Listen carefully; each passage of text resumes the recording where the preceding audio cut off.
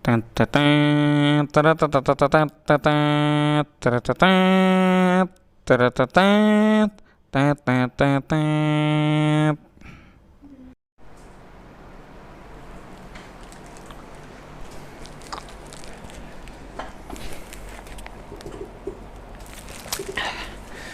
assalamualaikum warahmatullahi wabarakatuh.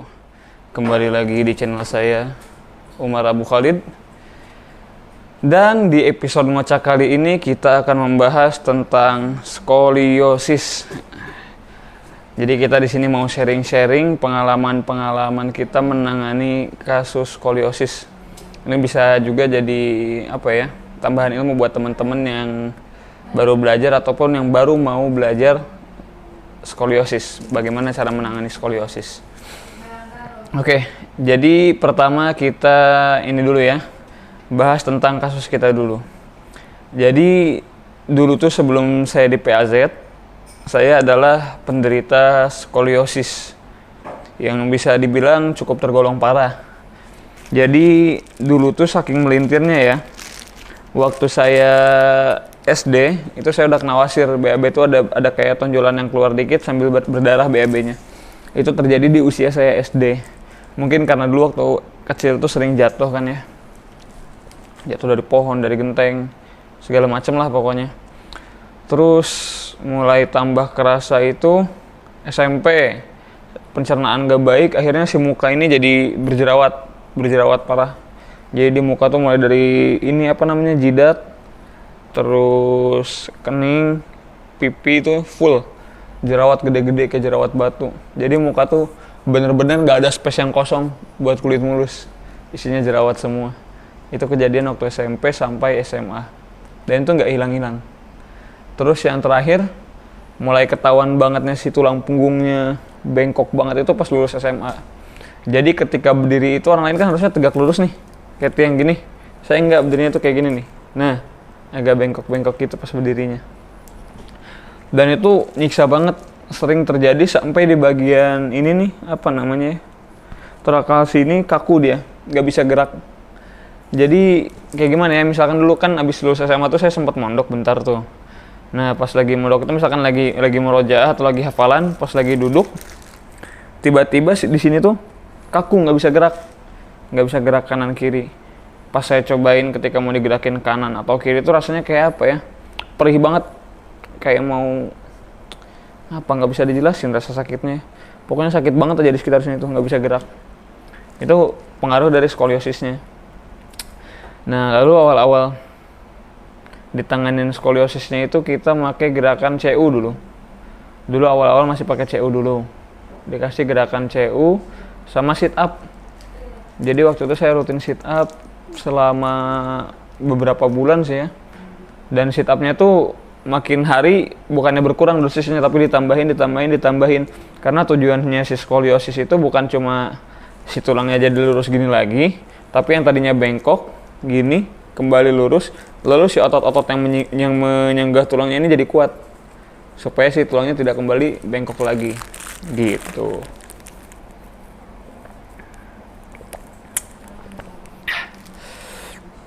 Nah,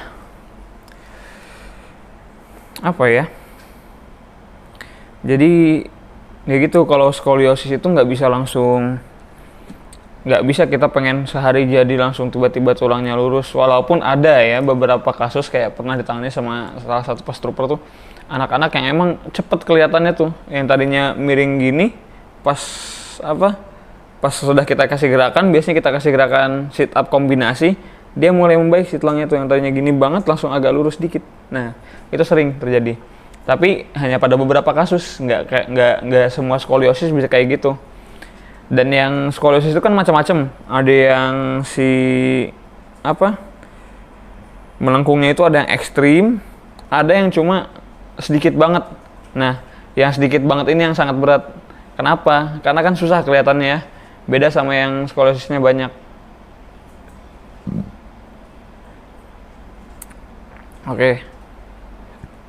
Jadi si skoliosis yang cuma sedikit ini malah yang lebih berat ketimbang skoliosis yang kelihatan banget melengkungnya. Nah kemarin kita Di Ayub itu hari Kamis kita kedatangan pasien, seorang remaja usia 15 tahun. Dia memiliki keluhan skoliosis, yang itu dimana kondisi tubuhnya itu si kakinya panjang sebelah, yang sebelah kirinya lebih pendek daripada yang kanan, dan si kondisi jempolnya itu lebih kecil. Jadi si jempol yang kiri itu yang tadi kakinya lebih pendek, jempolnya mengecil dibandingkan jempol yang kanan. Dan ukuran sepatu pun berbeda. Ukuran kaki yang sebelah kiri itu 43 dan yang kanan 42. Nah, dan itu mulai ketahuan itu sebenarnya dia dari bayi. Mungkin kejadiannya dia pernah kecengklak atau apa waktu dia masih usia bayi banget, kayaknya antara sebulan 2 bulan. Jadi pas 3 bulan itu ketahuan si jempolnya mulai mengecil. Jadi si jempol kirinya udah mulai beda. Makin gede si jempolnya nggak seimbang aja pokoknya ya. Terus nggak ini jadinya nggak tumbuh maksimal si kaki itu. Oh maaf, yang lebih gede itu yang kanan ukuran kakinya, yang kanan 43, yang kiri 42, karena tadi pertumbuhan yang kirinya kehambat karena skoliosis, kan melintir dia.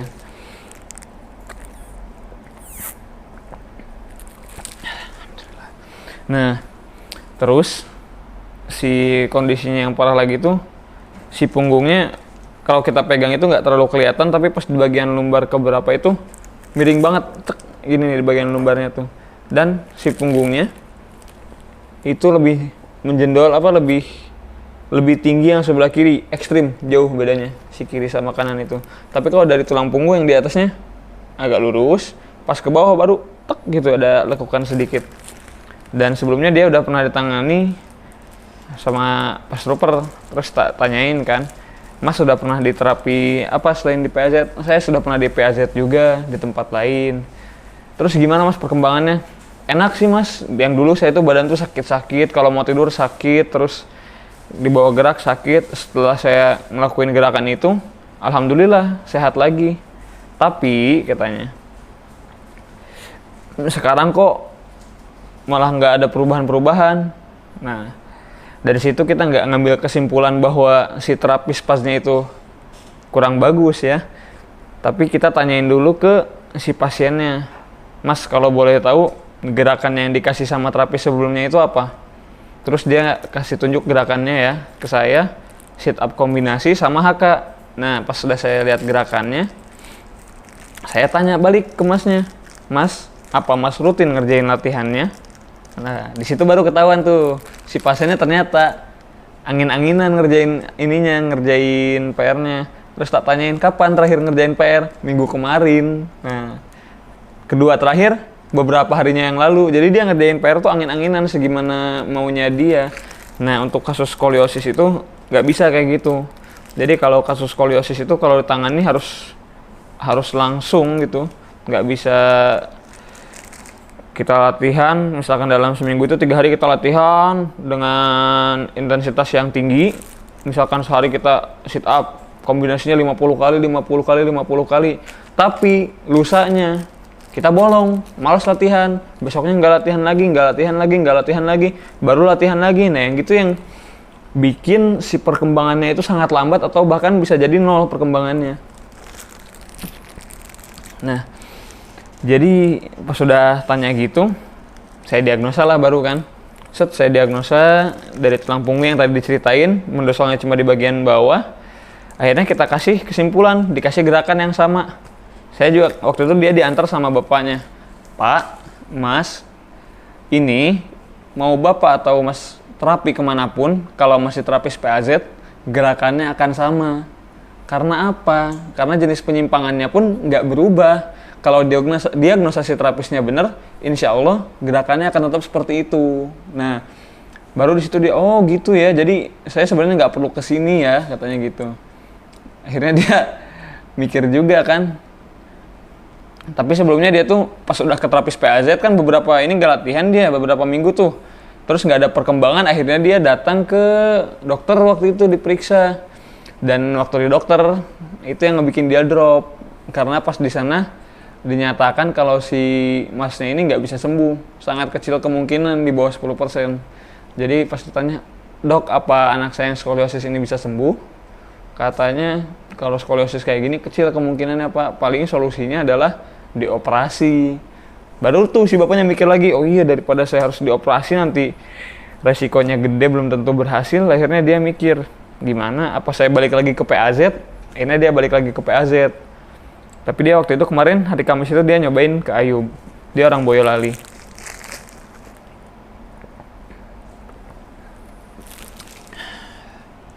Apalagi ya?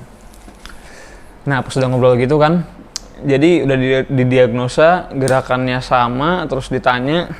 Jadi yang lama di apa? Yang sebentar.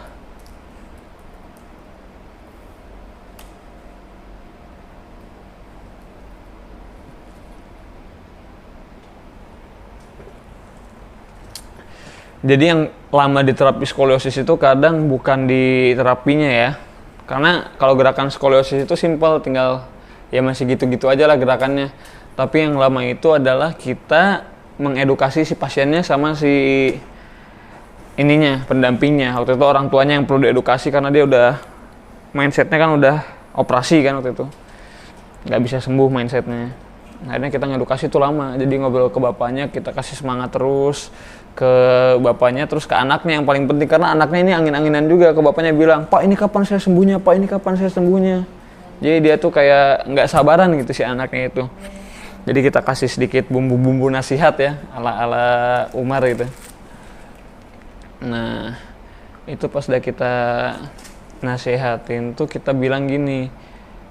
Jadi saya bilang ke pasiennya, Mas, saya kan dulu juga penderita skoliosis, dan alhamdulillah sekarang saya udah sembuh, walaupun jika saya ada salah gerakan atau saya malas latihan beberapa minggu, pasti rangka saya akan kembali lagi ke posisi semula, posisi skoliosisnya. Tapi yang saya lakukan waktu awal-awal terapi skoliosis itu adalah saya rutin mengerjakan gerakan-gerakan yang diberikan oleh terapis saya. Saya melakukan sit up, bahkan waktu itu saya sit up tuh sekali sit up kuat 50-100 kali. Sekali sit up loh ya itu, bukan dalam satu hari. Jadi sit up-nya itu dirutinkan, HK-nya dirutinkan, terus saya kasih saran, nanti Mas kalau tidur tuh, jadikan tidur Mas sebagai terapi. Saya kasih posisi tidur yang sesuai dengan, berlawanan dengan arah penyimpangannya, supaya mengembalikan posisi rangkanya. Terus Mas kalau naik tangga, misalkan, kaki kendornya dulu yang didahulukan. Itu harus buat teman-teman juga harus selalu diingatkan ke pasien, karena kalau di tangga itu cepet banget perubahannya. Jadi jangan sampai kebalik lah, pas di tangga eman-eman dia udah latihan lama-lama, pas di tangga dia asal naiknya. Terus pas ngangkat beban, terus pas ketika dia duduk, jadi harus dibiasakan posisi-posisinya tuh, kayak misalkan lipat kaki kendornya sambil misalkan lagi dia main HP, nonton TV, ngerjain PR, atau lagi ngaji. Itu dibiasakan aja gerakan-gerakan PAZ. Jadi untuk penderita skoliosis itu, Mas harus jadikan setiap apa yang Mas lakukan, keseharian Mas itu jadikan terapi. Termasuk nanti dalam sholat juga rukunnya diperbaiki, berdirinya diperbaiki, safnya dirapatkan, itu kayak gitu. Jadi kita kasih nasihat. Dan akhirnya si Masnya baru, oh gitu ya ternyata ya. Jadi kalau skoliosis itu nggak bisa angin-anginan, terapinya itu harus rutin gerakannya.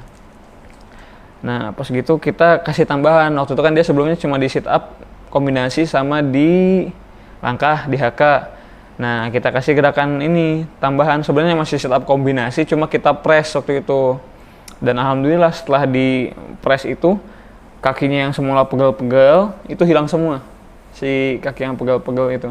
Dan emang saya rasakan juga ketika skoliosis itu di sit up kombinasi sambil di body press itu lebih cepat efeknya ke tubuh. Jadi saya kasih gerakan itu beberapa kali, saya ajarkan juga buat dilakukan di rumah.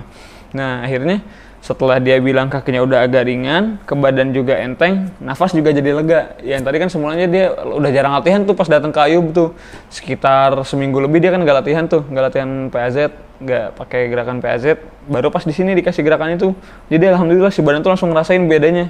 Yang tadinya sesak, kakinya sakit, pegel-pegel, ke tulang bagian mana, bagian lumbarnya tuh sakit. Itu semuanya hilang keluhannya. Cuma di itu aja, di sit up kombinasi sambil di body press. Jadi cepet banget itu buat si pasiennya. Dan setelah dari situ diajarin Saya suruh lah seperti biasa SOP. Kita suruh bapaknya ngerekam. Pertama ini deh, saya ajarin dulu bapaknya buat megang posisi kaki sama megang bagian belakang buat body press yang kombinasi. Saya ajarin, terus saya minta waktu itu ada Mas Agung, minta tolong ke Mas Agung buat bantu rekamin. Nah setelah itu, akhirnya kita ngobrol-ngobrol lama lagi, dan akhirnya si bapaknya pamit. Karena kondisi anaknya udah enakan, anaknya juga udah termotivasi lagi untuk bisa berusaha ikhtiar sembuh dari skoliosis gitu teman-teman. Jadi emang kadang kita di PZ itu yang lama tuh bukan terapinya, itu nerapi saya nggak nyampe 5 menit loh. Diagnosa, set, ketemu kan gerakannya, kita kasih gerakan, tapi yang lamanya itu edukasinya lebih dari setengah jam kemarin. Capek saya ngomong, nggak ada ST kemarin pas lagi terapi itu, repot itu. Jadi nerapi ngomong terus tapi nggak ada es teh, wah seret. Nggak kayak sekarang kan kalau ngomong sambil minum es teh, jadi aman lah tenggorokan, terkondisikan. Nah, buat teman-teman juga yang masih bingung tentang skoliosis atau belum belajar skoliosis, di PAZ ada nih solusinya. Misalkan ada teman-teman dari luar Pulau Jawa atau dari kota-kota yang belum ada pelatihan di daerahnya, misalkan ingin belajar skoliosis, itu saya saranin ikut upgrading online di member area di ruang belajar PAS. Ini member area. Nah, ini tempat belajar kita, ada upgrading jantung, upgrading skoliosis, benjolan, apalagi baby PAS, PAS Mariam. Nanti insya Allah akan nyusul diabetes sama autoimun. Nah, survival juga ada. Jadi enak sih, sekarang tuh udah ada fasilitas-fasilitas online kayak gini. Kalau dulu kan orang mau ikut pelatihan, misalkan, saya belum upgrading skoliosis nih. Padahal di daerah saya banyak pasien skoliosis. Karena pada dasarnya skoliosis itu kaidahnya agak sedikit berbeda dengan pas basic, ya. Jadi skoliosis itu kaidahnya berbeda dengan basic. Jadi saya sarankan teman-teman pas trooper yang belum belajar upgrading skoliosis dan sudah mendapatkan beberapa kasus skoliosis, saya sarankan ambil upgrading online skoliosis. Itu ini banget sih, manfaat banget. Apalagi sekarang kan upgradingnya online, bisa tonton lewat HP, lewat laptop, itu enak banget, asli enak banget. Waktu itu kan, jadi kalau dulu tuh kita harus ngejar, misalkan adanya skoliosis di Solo, kita dari misalkan orang Makassar terbang ke Solo buat belajar skoliosis, atau terbang kemana buat belajar skoliosis, buat belajar jantung. Sekarang enggak, sekarang enak, teman-teman tuh udah dimanjakan lah dengan fasilitas-fasilitas yang ada, yang dibuat oleh tim PGU ya. Jadi teman-teman tuh nggak perlu lagi capek-capek buat terbang sana, irit ongkos, irit waktu, irit tenaga, ya kan? Dan insya Allah yang difahaminya juga sama, karena di dalam member area itu nanti kita akan kasih beberapa studi kasus yang memang berbeda-beda. Beda dengan saat offline ya. Kalau offline itu kan studi kasusnya ada beberapa probandus, tapi kadang kasusnya beberapa sama. Nah, kalau di upgrading online member area ini, kita kasih si contoh-contoh kasus probandusnya itu yang memang berbeda-beda dan unik-unik. Jadi buat memudahkan teman-teman pas trooper dalam memahami kasus yang sesuai dengan tema upgradingnya. Terutama kalau di sini kita menekankan skoliosis ya, karena kaidahnya sangat berbeda dengan basic, berbalik dengan basic, pas basic. Nah, jadi buat teman-teman yang mau daftar pas skoliosis, bisa nanti langsung daftar WA ke saya, Umar Abu Khalid, di 087 87 6000 227. Saya ulangi ya. Nanti kalau mau daftar upgrading skoliosis bisa WA ke nomor 087 87 6000 227. Nah, di situ nanti teman-teman bakal dikasih buat upgrading skoliosisnya. Oh iya, satu lagi ini spesial buat teman-teman yang nonton di video ini, saya kasih bocoran. Kalau upgrading itu kita bisa bisa DP dulu.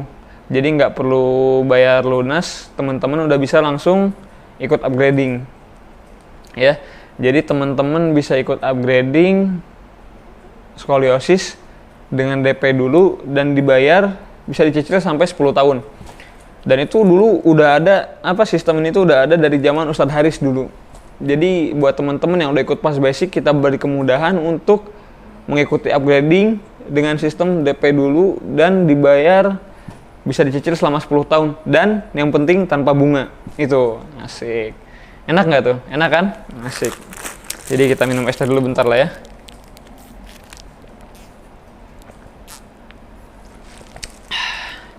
Nanti juga buat teman-teman yang ada kasus skoliosis atau pernah menangani kasus yang unik, bisa sharing-sharing di kolom komentar ya. Oke, sekian dari ngocak di episode kali ini. Saya Umar Abu Khalid, pamit undur diri. Assalamualaikum warahmatullahi wabarakatuh. Jangan lupa ngeteh. Alhamdulillah.